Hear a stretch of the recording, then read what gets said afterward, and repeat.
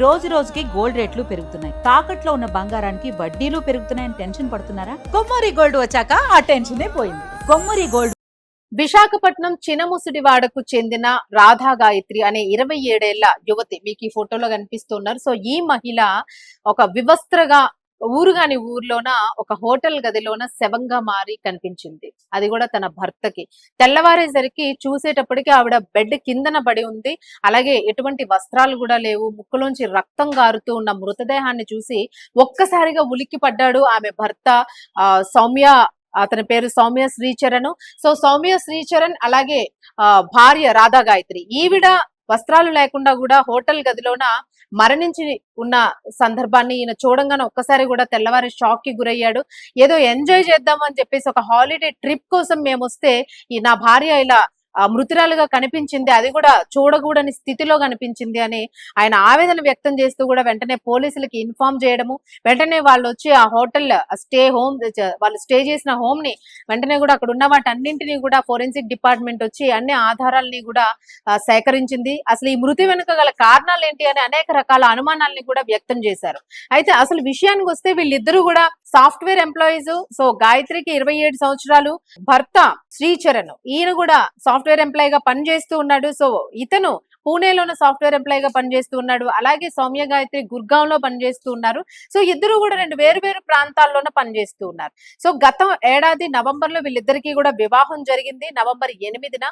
So ఈ ఏడాది అంటే ఈ మధ్యలో ఉన్న గ్యాప్ లోనే వీరు వివాహం జరిగిన వెంటనే కూడా ఎవరి ఉద్యోగాలు వాళ్ళు చేసుకోవడానికి ఎవరి కంపెనీస్ కి వాళ్ళు వెళ్ళిపోయారు. వేరు ప్రాంతాల్లో విడిగా కూడా స్టే చేస్తూ వీళ్ళిద్దరూ కూడా తమ ఉద్యోగాల్ని కంటిన్యూ చేస్తూ ఉన్నారు. అలాగే వీళ్ళకి టైం దొరికినప్పుడల్లా ఎక్కడికైనా టూర్స్ వెళ్ళడానికి ప్లాన్ చేసుకుంటూ ఉన్న నేపథ్యంలోనే మరి హనీమూన్ ప్లాన్ చేసుకున్నారా లేదో ఒక లాంగ్ ట్రిప్ వెళ్ళి రావాలని అనుకున్నారో తెలియదు, ఒక టూర్ ని అయితే వీళ్ళు ప్లాన్ చేసుకోవడం జరిగింది. సో వీళ్ళిద్దరూ కూడా ఈ టూర్ ని ప్లాన్ చేసుకునే నేపథ్యంలోనే జూన్ 13వ తేదీన రిషికేష్ కి వెళ్ళాలని ప్లాన్ చేసుకున్నారు.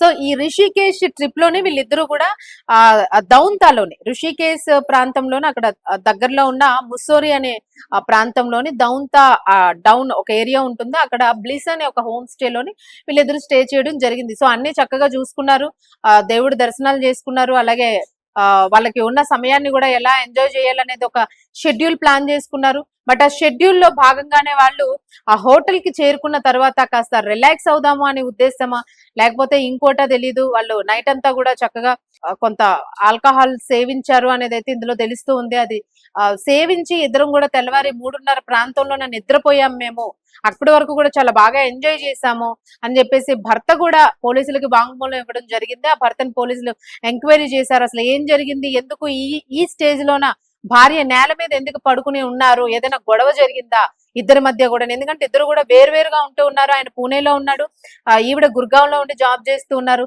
సో ఇద్దరి మధ్య కూడా ఏదైనా మనస్పర్ధలు వచ్చి గొడవ జరిగి భర్త ఏమైనా ఆమెను చేసి ఉంటాడా, వై బికాజ్ ఆవిడకి వస్త్రాలు లేకపోవడం అక్కడ సస్పీషియస్ గా ఉంది.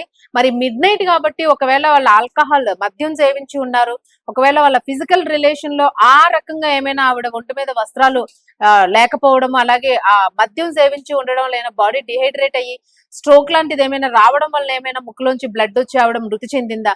సో ఇలా అన్ని కోణాల్లో కూడా ఇక్కడ దర్యాప్తు అయితే కొనసాగిస్తూ ఉన్నారు.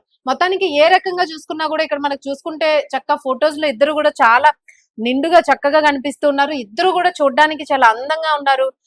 ఇద్దరు మధ్య కూడా ఒక అన్యోన్యత ఉన్నట్టే ఇక్కడైతే కనిపిస్తూ ఉంది. బట్ ఈ రోజు ఆవిడ మృతురాలిగా కనిపించడం అనేది మాత్రం అందరిలో కూడా ఒక సంచలనాత్మక వార్తగా మారింది. మొత్తానికి ఈవిడ మృతి చెందింది అనే విషయం విశాఖపట్నంలో ఉన్న బంధువులకు తెలియడంతో వెంటనే వీళ్ళు బాడీ దగ్గర చేరుకుని అలాగే పోలీసులను కూడా మాట్లాడారు. అసలు ఏం జరిగింది, ఎలాంటి స్థితిలో మా అమ్మాయి మీకు కనిపించింది అని చెప్పేసి బంధువులు అడగడం కూడా జరిగింది. మొత్తానికి కేసును అయితే పోలీసులు నమోదు చేసుకుని అలాగే సౌమ్య శ్రీచరణ్ అంటే భర్తని కూడా పోలీసులు అదుపులోకి తీసుకుని విచారణ అయితే చేస్తూ ఉన్నారు. సో సరదాగా హాలిడేస్ లోని ఎంతో ఆనందంగా గడిపి ఎంజాయ్ చేద్దాము అనుకుని వెళ్ళిన ఈ జంట నిజంగా వీళ్ళ హనీమూన్ అయితే మాత్రం చాలా విషాదంగా ముగిసిందనే చెప్పుకోవాలి. భర్త ఈ రోజు అంటే ఏడాది కూడా కాలేదు, నవ వధూవరులు వాళ్ళిద్దరూ కూడా సంవత్సరం కూడా కాకుండానే ఆయన భార్యని కోల్పోవడం అనేది బంధువులందరిలో కూడా చాలా కలిసివేస్తూ ఉంది. బట్ ఏదైనా కూడా సస్పీషియస్ గా ఈ డెత్ ఉండడం వల్ల ఏం జరిగింది అండి? అంటే ఫుడ్ పాయిజన్ ఏమైనా జరిగిందా? లేదా హోటల్ సిబ్బంది అసలు హో ఏం చేశారు? ఎలాంటి ఫుడ్ అందించారు? ఇదంతా కూడా హోటల్ సిబ్బందిని కూడా ఎంక్వైరీ చేశారు. గదిలోంచి ఏమైనా అరుపులు గాని, గొడవలు లాంటివి గాని ఏమైనా వినిపించాయా మీకు? ఏదైనా ఫోన్ కాల్ లాంటిది ఏమైనా వచ్చిందా ఆవిడ నుంచి అని చెప్పేసి. సో అలాంటిదేమీ లేదు అని చెప్పేసి వాళ్ళు చెప్పడం జరిగింది. మరి మొత్తానికైతే మాత్రం అక్కడున్న అన్నింటిని కూడా వాళ్ళు 2 వైన్ బాటిల్స్, వైన్ అంటే ఆ మద్యానికి సంబంధించిన బాటిల్స్‌ని కూడా సేకరించారు. అవి థంబ్ ప్రింట్స్ అలాగే ఫోరెన్సిక్ డిపార్ట్‌మెంట్ వచ్చి ఆ మృతి మీద ఇప్పుడైతే మాత్రము పోస్ట్‌మార్టం చేస్తూ ఉన్నారు. పోస్ట్‌మార్టం రిపోర్ట్ ఇంకా రాలేదు. వచ్చిన తర్వాత ఈ డెత్‌కి గల కారణాలనేవి బయటకొచ్చే అవకాశం అయితే కనిపిస్తోంది. అంటే ఈ కుట్ర, ఈ మృతి వెనుక భర్త కుట్ర ఏమైనా ఉందా? ఆయన ఏమైనా చేసి ఉంటాడా? ఎందుకంటే దూరంగా ఉన్నారు కాబట్టి ఏమైనా మనస్పర్ధలున్నాయా?